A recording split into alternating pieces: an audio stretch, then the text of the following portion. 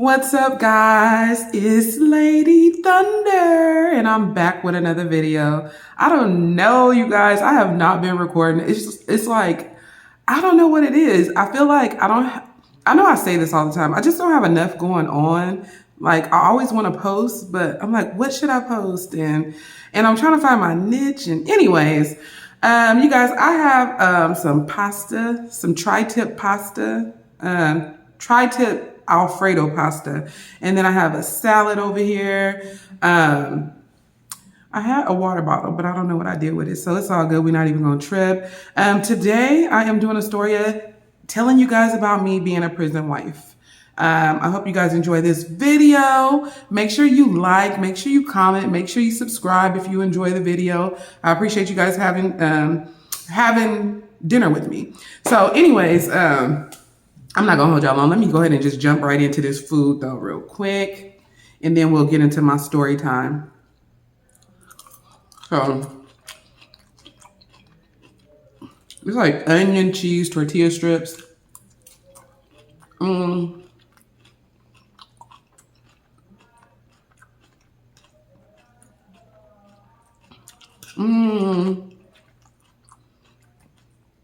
think it's a Baja something salad. You know the salad mix, how it comes.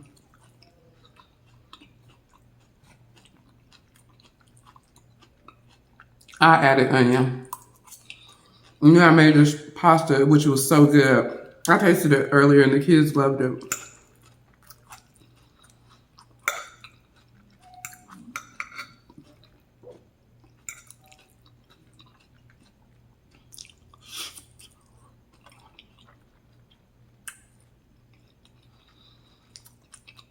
I love tri-tip, so good.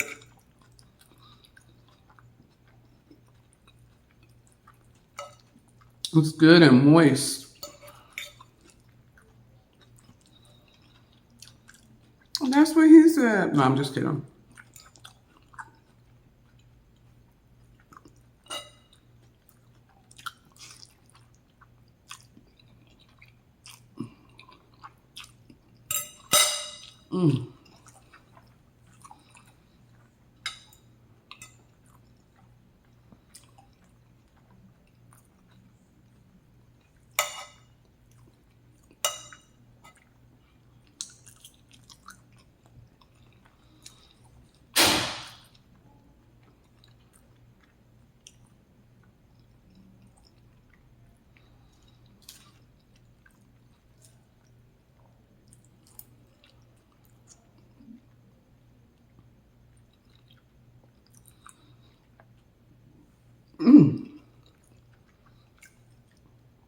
That wasn't ladylike.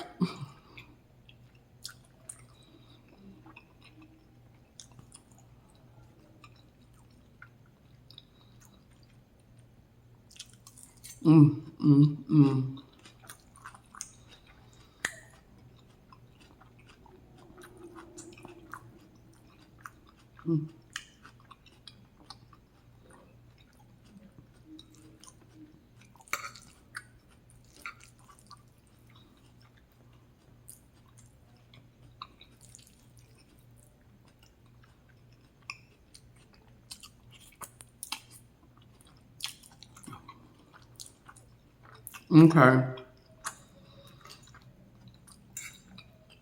So I'm gonna jump into the story time because I don't want to take forever. And this will be an hour-long video. I have to try to chop down.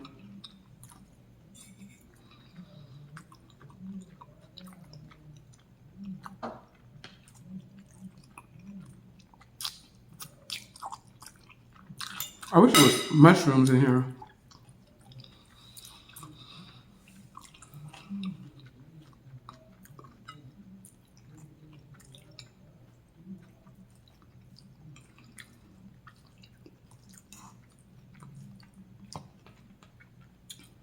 So,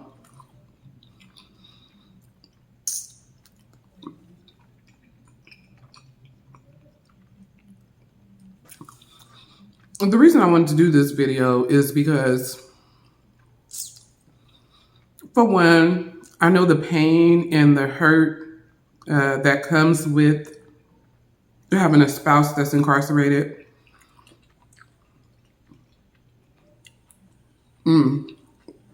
But, and I just kind of wanted to share like my experience and a little of what I do know from the kids, you know, because I'm sure they have their own experience that they might not necessarily share with me. But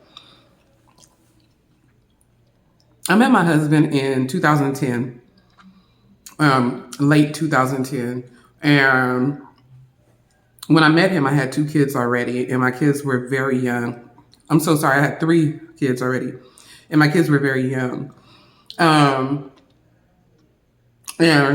my kid's father was not active. He didn't support me financially. He didn't support me emotionally. He didn't support the children. It's kind of like when he left me, he left them too. And anyways,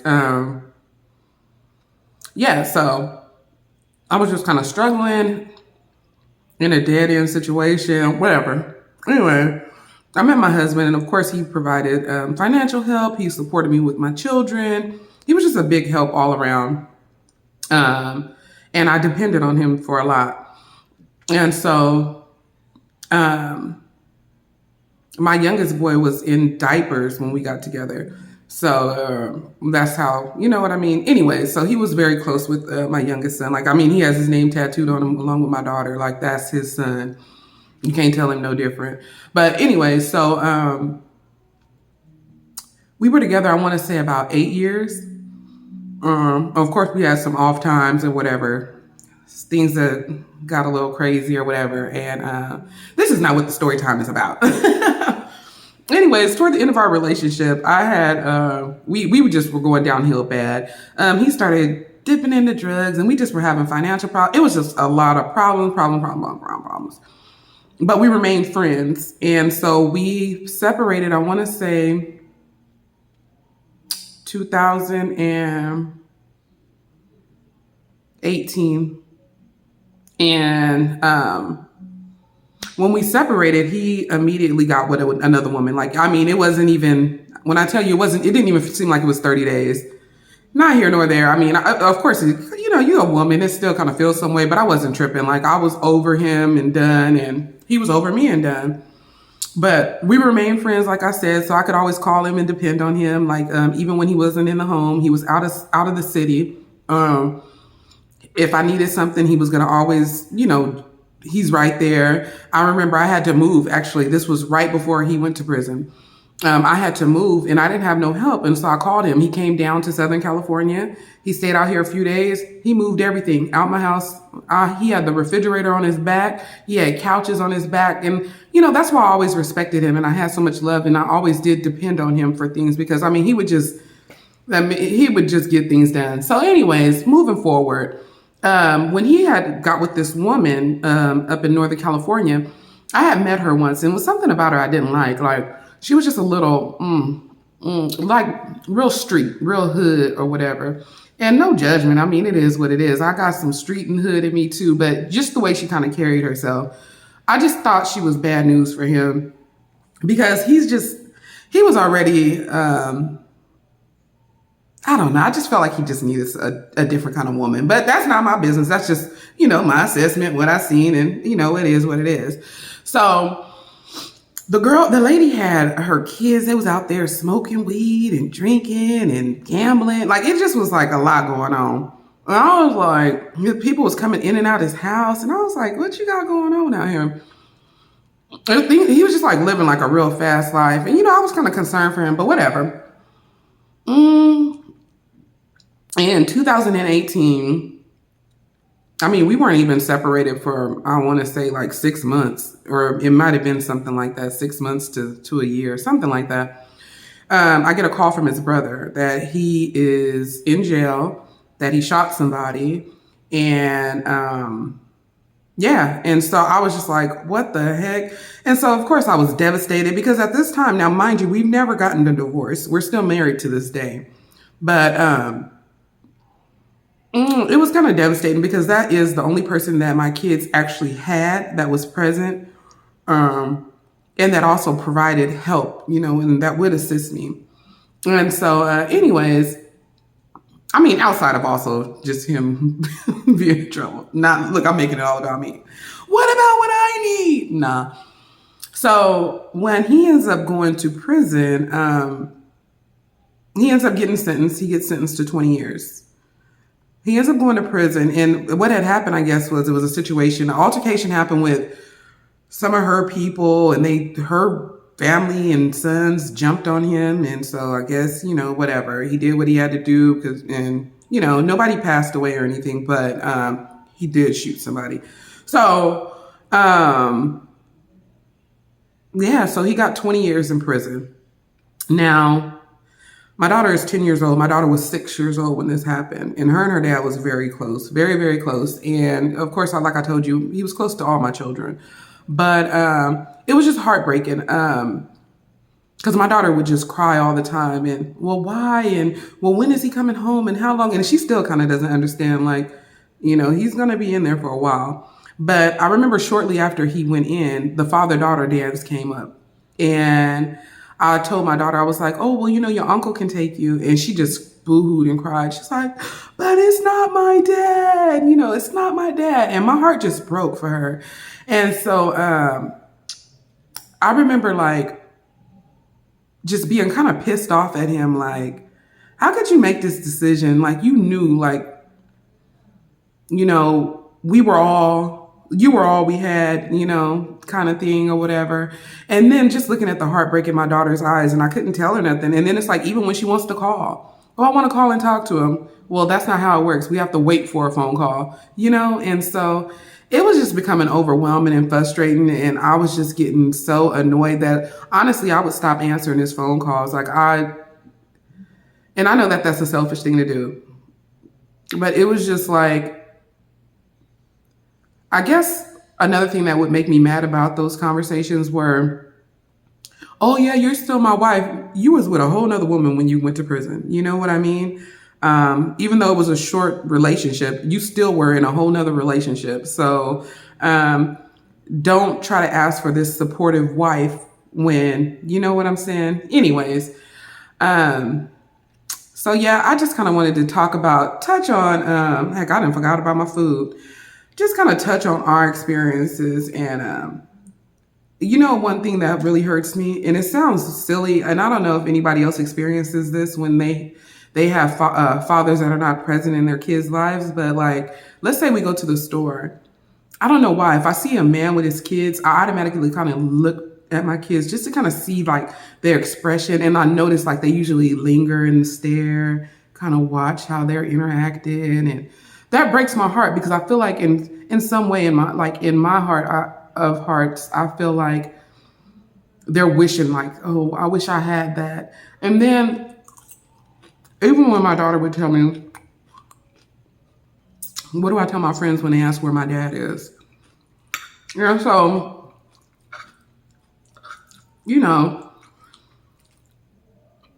he's frustrated with me because,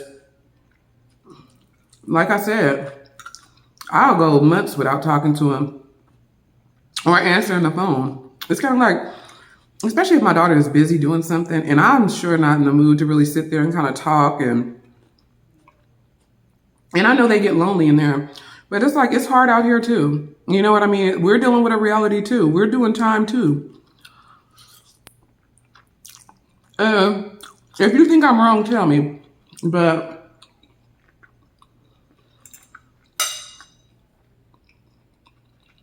I've never been in a situation like this, so I don't know how to handle it.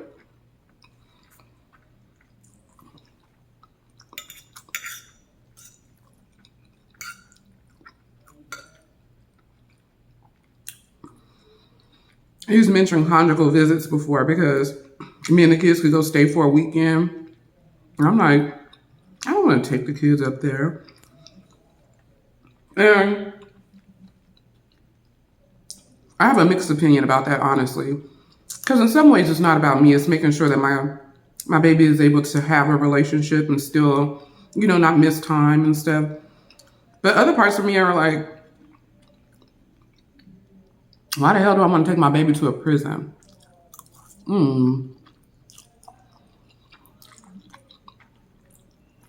But it's tough. It's really tough. And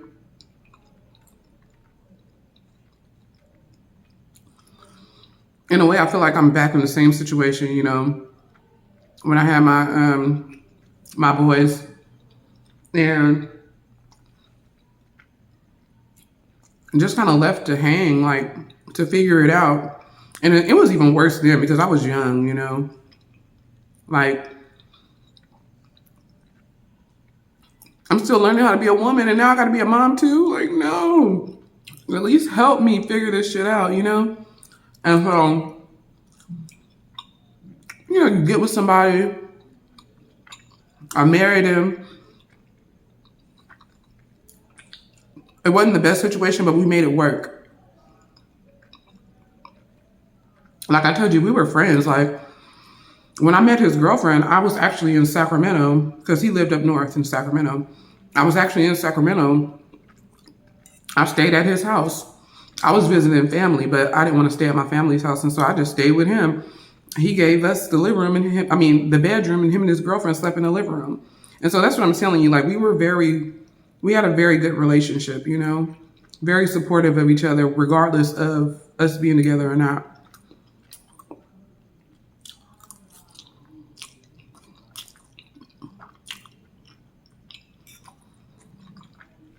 But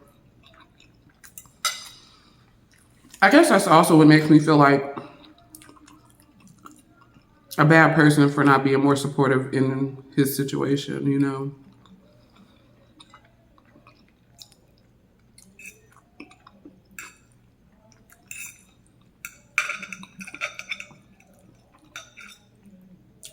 I love this angel hair pasta.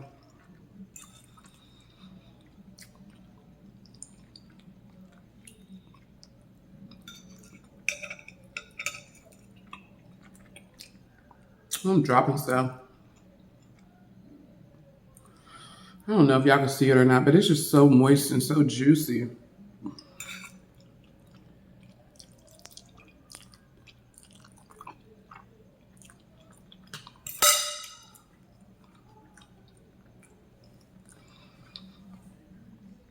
I don't know. If you guys got some advice for me, drop it down in the comments. If you think,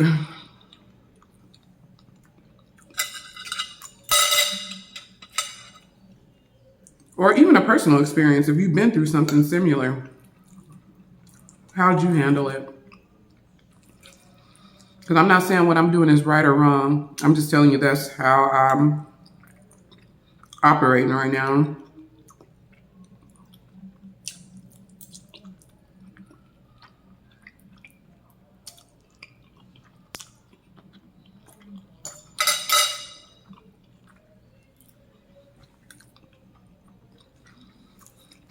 But he is definitely missed.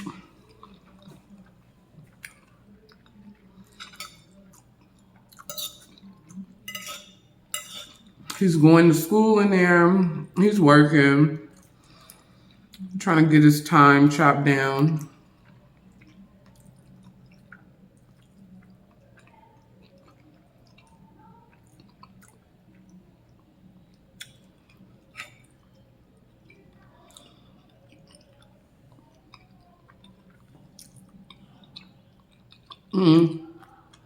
But sometimes I wonder, well, nothing. I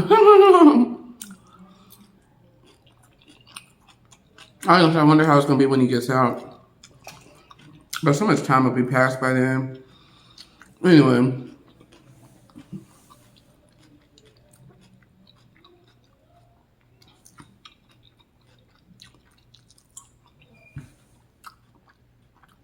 Well, that's my little story time of me being a prison wife.